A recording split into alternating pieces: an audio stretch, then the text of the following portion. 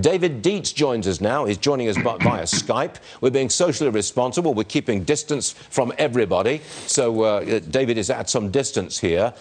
Is a recession... Look, I think a recession is absolutely inevitable. And my only question is, how deep is it going to be? What say you? Well, I agree with you, Stuart. I think the problem is it's ultimately a healthcare issue as opposed to necessarily a financial issue. So I think the question is, how long is it going to take before we have enough testing kits so that at least certain areas of the economy, certain segments of the population feel like around safe people? And of course, the other thing is, how long is it going to take till we have some sort of a medical development, some sort of vaccine where we can stem the tide? We don't know how long that's going to be. Come on, you got to answer the question, David.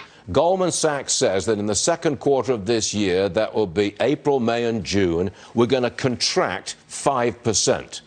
What's your number? Well, I think that's an extreme number. But of course, we know that 2/3 of the economy is the consumer.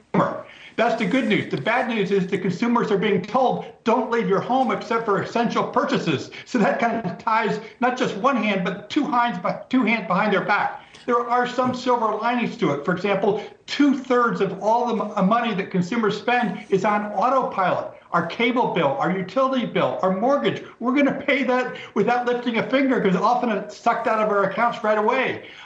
So I think that what we really need to look at is what's going on in the Bay Area in San Francisco, what's going on in France and Italy. Is this a wave so that there's more mandatory lockdowns? That's going to make it longer. On the other hand, there's some great news from Regeneron. There is some light at the end of the tunnel.